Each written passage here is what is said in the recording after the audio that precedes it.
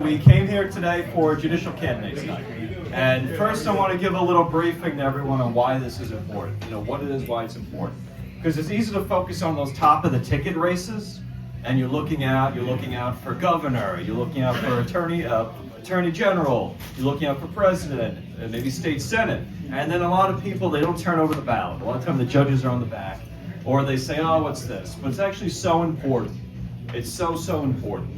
You want fair and impartial judges. You don't want to just be whoever the Democratic Party puts on, no contest, they get it. You want elections, you want fairness, you want fair and competent judges. And Queens County is very fortunate. We're one of the only counties outside of Staten Island, literally the only county outside of Staten Island, that has a Republican elected judge. We have Joseph Castro.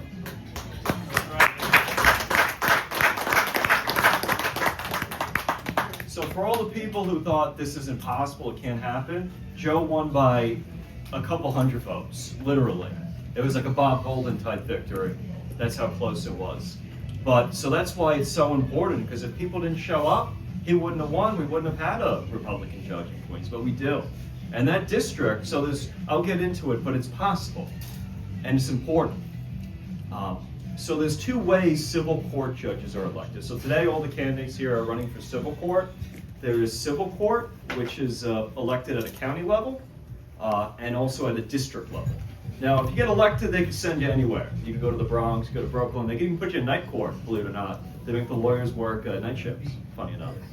But they do criminal term, and I'll let some of them, discuss and talk. But you can do criminal term, you can be civil term.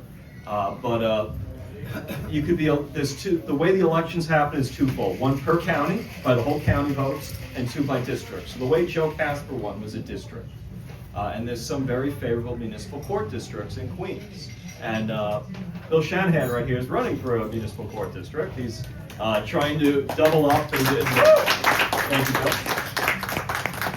So I'll introduce all of them in a minute, but it's very important. And one of the reasons why we're doing this tonight, because I want to bring attention to it. A big goal of this club is to really get everyone organized. Because a lot of people, they come to me and they say, I care, but I don't know how to best put my efforts in to get the result.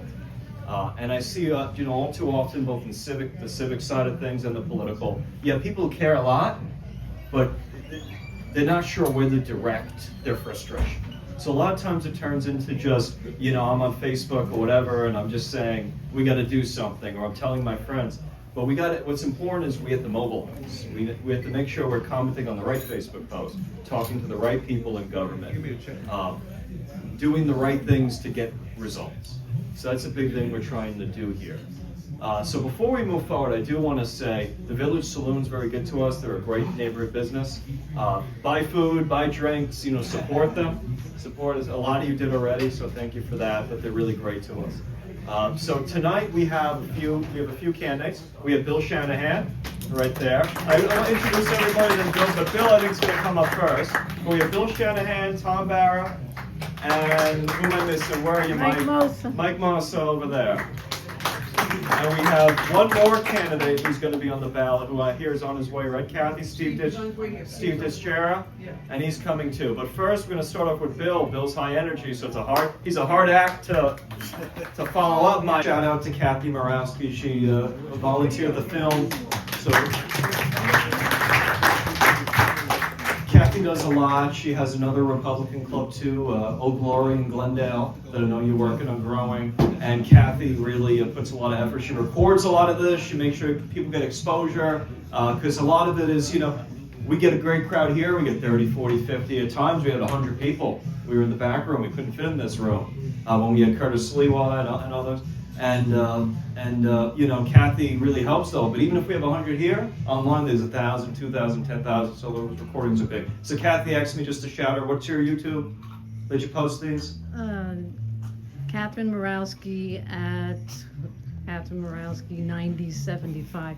But every video, I've already taken videos of all these 4 candidates. I've already taken videos of all these 4 candidates last year, and you can find them by their names on YouTube. On YouTube, and the only difference with Mike Mossa is that he was running DA last year, so this year, he's gonna be under civil court judge. Great. So, yeah. So thank you, Kathy, appreciate it, we appreciate you, thank you. Thank you for all you do. So it's great, so I just want to give a quick update, because last month, or the month before that, I was telling everybody about that case that was brought in Staten Island to redraw the congressional district of Nicole Malliotakis. And this was pursuant to the state John Lewis Voting Rights Act, which was really, has some ridiculous provisions, to tell you the truth. The reality, and I'll give a little briefing, it has this standard, and it really takes it from some of the federal legislation of disparate impact. But the reality with that's a results-based test, not a fairness test. They don't look, is the process fair? They'll look at the result and throw out. So effectively what happened is we have towns and villages across the state that had at-large elections for town council and what have you, and those are now illegal. You can't have at-large. So you can't elect from the whole city and like top four with, get elected. You can't do that. And there are towns where special districts were drawn, and the excuse was by the activists was we're doing this to empower minorities. But the way they achieved these districts were by grouping together all these different communities that had nothing in common with each other, saying these are a minority community, and then saying basically we have to gerrymander your town council to draw one or two or more seats, to take seats away from the people there. So what happened in Nicole Malliotakis is a group of activists brought a lawsuit saying this congressional district is against the law, against the state constitution. And they succeeded in lower court. The district was thrown out, and at first was going to be redrawn going into this election this year. And you think how crazy it was. You say, well, what exactly did they do? What was wrong with it?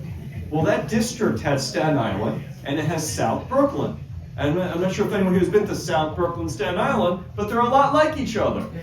They're very similar. And a lot of the people who live there live in both. Because you know what happened? The Verrazano Bridge was built, and then a lot of people who lived in South Brooklyn went over the bridge and moved to Staten Island. So you have a lot of the same communities, a lot of the same culture, all together. So it was a contiguous district. It was a district that a lot of people would say is pretty fair. And frankly, it was a district that had a Hispanic woman as the congresswoman. And what did the court say in that case? That district was racist against Hispanics, despite the incumbent being a Hispanic woman. So of course everyone was aghast. This is insane. That makes no sense. So what did they say in their court papers should have been in this district instead of South Brooklyn that would have made it fair? The south tip of Manhattan, the financial district. So their argument was this district is racist despite having a minority woman incumbent. And the way to make it better was to get rid of the diverse part of Brooklyn, like the actually diverse part of Brooklyn, and adding in the financial district. And who lives in the financial district? Mostly yuppies. Okay. Makes total sense, right? Makes no sense. The court said, no, you're right, 100%, it's got to go. So this was insane. So what happened is, it wasn't looking very good. And Malliotakis' lawyers took this straight to the U.S. Supreme Court, given its proximity to this year's election and raising some federal questions. It is a congressional race. And the U.S. Supreme Court ruled that, they issued a preliminary injunction saying you can't do it this year. They didn't give an answer on the merits. They said we're reserving on that. But they said, not this year, not happening this year. And what happened is, since it goes to show, right, because if you really cared, you thought it was really racist, you would have kept going, right? You would have said, I don't care if I have to wait 2 more years. I think this is racist. I'm going to keep fighting. What do? They dropped the lawsuit. They stipulated to discontinue. Why? Because it was never about whether it was racist or not, whether they thought it was fair or not, because it was pretty fair. It's one of the fairest districts in New York State. What it was about is that you have this nationwide thing about redistricting, and they say, you know what? We're going to get him to New York. We're going to take away one of the only Republican districts in New York. Now think about it. What percentage of New York City votes Republican? Over 30%. What percentage of New York State votes Republican? over 40%. What's the percentage of elected officials we have who are Republican or caucus with the Republicans? It's not 40%, it's not 30%. And it didn't used to be like that. In the state, just a few years ago, about 10 years ago, 2018 was the last year for this, there was something called the Independent Democratic Caucus. And it was a group of moderate Democrats who caucused with the state Republicans. This was up in Albany, in the Senate. And they worked together, and together they had a majority. Democrats and Republicans working together. Crazy concept. But it worked. And everyone got along. And guess what? The state was pretty good, because you had moderate voices controlling the agenda. You couldn't pass through crazy stuff in Albany. And then Albany regulated the city, and the city couldn't do crazy things. And what happened was and guess what? You had a lot of Democrats who didn't caucus with the IDC for various reasons, who still jumped over and voted with them. That went away in 2018. What happened in 2018? Well, there was a little someone, AOC, right? AOC. And there was a whole movement around that, the progressive movement. I don't know what direction you're progressing in. I guess if you jump off a cliff, you're progressing somewhere, right? So, there you go. And you know, they wiped out the IDC. That's who they targeted. They looked at them, they targeted them, they said, we're coming after you. And they ran their socialist candidates they targeted these moderate Democrats, and they took them out in the primary. And the election was in June for the first time. There you go, and it got moved. We used to petition in much warmer weather when it was sunny out until 9 o'clock at night. And now it's freezing and rainy and cold and dark. So that's what happened. And since then, things have gotten really tough in New York, because you lost that bipartisan spirit where moderate New Yorkers were working together to make the state a better place.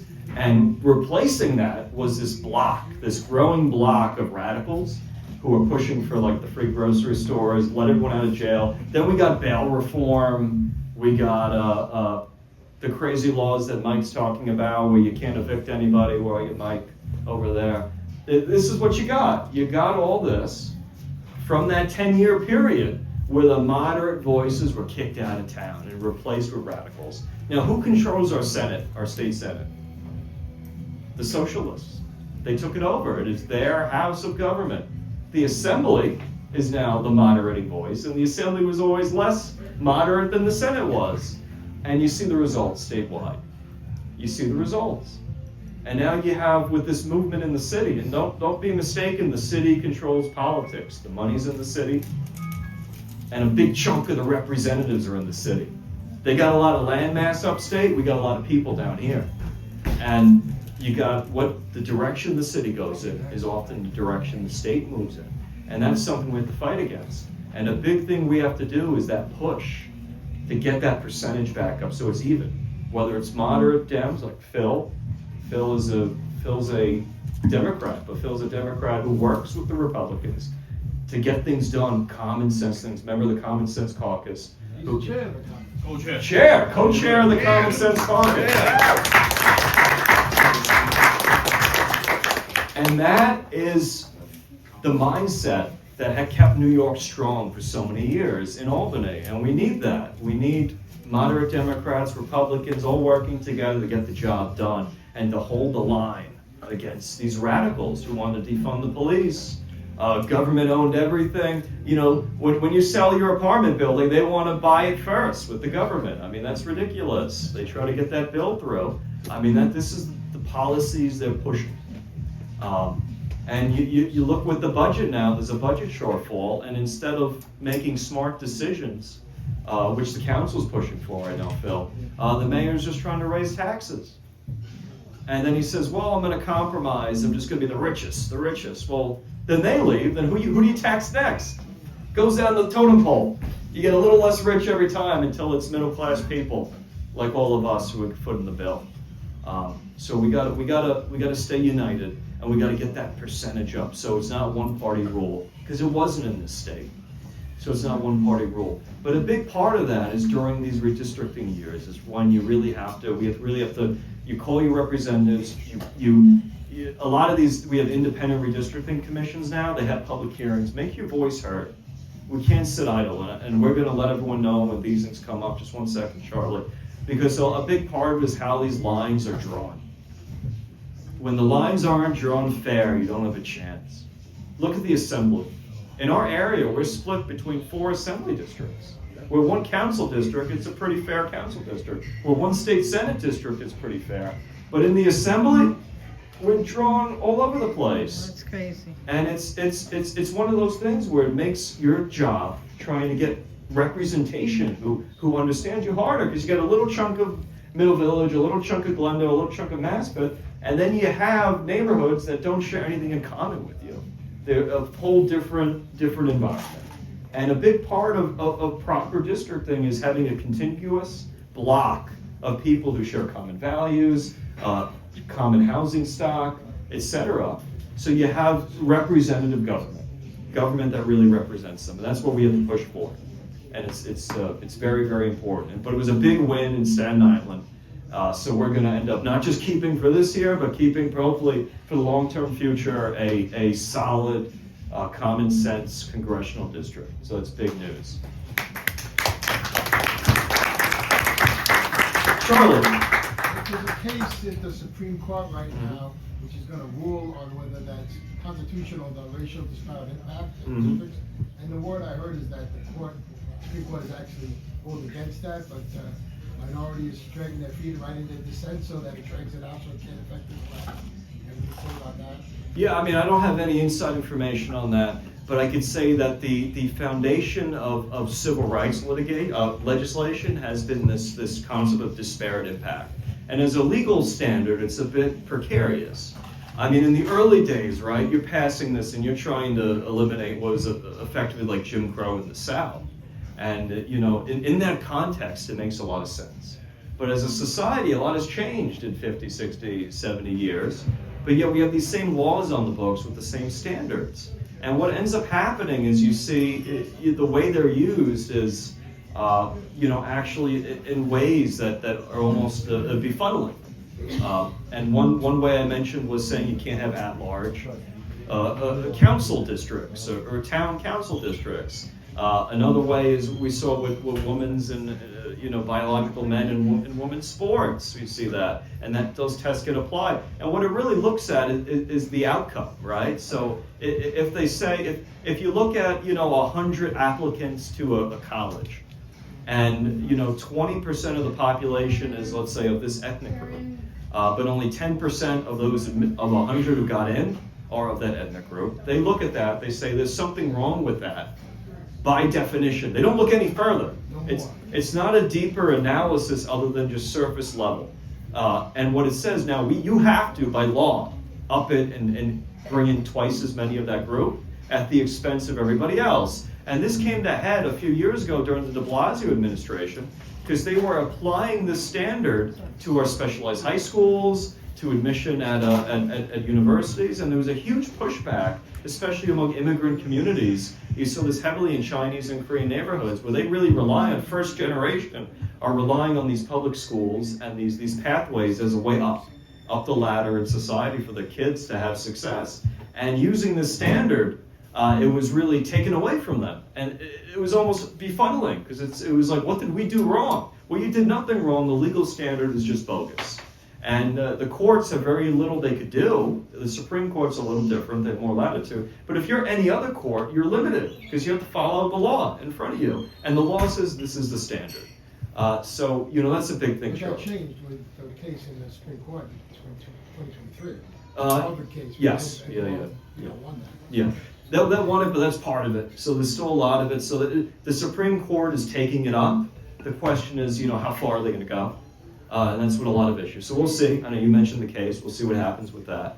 But I want to give that update. Yes, Frank. You struck a chord with the districting of the assembly. Mm-hmm. Oddly enough, I thought Stephen Raga was pretty much this area. Once I look into it, I see we're talking about 4 different people with a center being pretty much right here. Mm-hmm. Claire Valdez, Stephen Raga, 2 other people, Catalina Cruz, and 1 other. So how do you prevent what you were talking about from happening? I mean, I didn't even know that was an issue right now, but happening before our eyes, we don't know about it? What? Yeah, so right, Rob, you gotta win. And part of it though is winning seats in the assembly. So like Rob's running in a very competitive district in Bayside, Whitestone. They cut out all the Italian Republicans out of my district. Yeah. I still got 47% 4 years ago. To the point where, for the first time in probably decades, the Democrat took me off the Republican ballot just because he didn't want to run against me. So that's what's going on with the Democratic Party. They're running scared now. And you have to really come up and beat them at their own game. And instead of saying, it's not fair that we have early voting and all this stuff, you gotta get in there and get in early voting, and you gotta beat them at their own game. And that's what we're destined to do this year. We're gonna do it, and a lot of some of the candidates will wanna do it, and hopefully we'll get it done, But that's the only way we can do it. Exactly, and the thing is, those lines, so now we have independent redistricting commissions, and I'll talk about that for a second. It used to be old political. So the reason why the assembly looks like the way it does now, because the state senate leaned Republican and Dems who caucus with Republicans, and the assembly leaned Dem. So, deals were made to draw lines a certain way, and we see the vestiges of that. So now there was an amendment. Now lines are drawn by an independent redistricting commission. There are strict standards on when you're supposed to follow. You can't do like the snake district anymore. It has to be like a blob, and there's actually math that goes into it. Like it has to meet certain standards mathematically, so it's not a ridiculous district. And that's one of the reasons why, our state senate district here now looks like it does instead of what it did before, where it was like, a little snake that connected. So part of it is go to the public hearings, make your voice heard on these. I think, we're early. That was the first time that we did it that way as a state. I don't think the commission wanted to rock too many boats, and there were some lawsuits, frankly. There was a lawsuit that made some districts worse. Yeah. So you got to be careful with that. I had an appellate attorney tell me once, Eric, when I was first out of law school, he said, Eric, you don't just want to sue for everything because you make bad precedent. You got to make sure you have a good suit first. And at first, I didn't really get that, right? Young lawyer out of law school, let me at him, let's go get him. But now I kind of realize that. You got to be careful about your battles, because if you're going to lose in court sometimes, if you've got a bad case, you even lose if you have a good case sometimes. And if you take the wrong cases on appeal, you're going to get bad precedent, it's going to be harder to win in the future. And unfortunately, we had a situation where districts got worse, including the 23rd AD, which was one of our most competitives in Rockaway and Howard Beach for assembly. But very important, make your voice heard. Next census is going to happen again. And let's hope we get fairer. Let's fight for fairer districts. The commission actually does the job, but as a legislature. Well, listen, if people, exactly, the legislature has the final say, which is why it's important to get people elected, both on the Dem and the rep side, who's fair. Because the reality is, if you have a moderate Dem, they're going to want to have their district drawn in a way that's moderate too and represents them. They're not going to want, everyone saw what happened with Joe Crowley. He kept adding more left-wing people, and it bit him in the butt. So a big part of it is get people elected, like Rob said, so you have a bigger voice. But two, next time we have redistricting, have your voice heard. Go to the hearing, show up, don't stay silent, and have your elected officials fight for you. They got to fight. They can't stay out of the redistricting. They have to be involved, make sure the district is drawn fair. So it's very important. Kathy? About 4 years ago, Liberty Park, Glendale, they wanted to send us off to the Brooklyn Assembly District. And my husband Tom, who is the trustee, I nominated him the trustee, he was president, and the president appealed to the district and told them Liberty Park has been part of Queens for 100 years. How could you separate us now? Yeah. And we were able to stay in this 38th Assembly District. Yeah, so that's a good point, Kathy. A lot of times these people just don't know. They don't know what they don't know. They don't understand the neighborhood. And sometimes they actually do try to do the right thing, but they don't get the neighborhoods. That's why we have to make our voice heard. So on a bright note, I do we have Brandon Castro here. Brandon's running for Assembly. He spoke before our club before in the 30th Assembly District. I always say he's one of the best candidates we have. He's out on the streets, he's out on social media, he's doing a great job, he's running a real campaign, and he's working hard. He had a great run 2 years ago, and he's really gonna have a run for the money this year. So Brandon, I want to say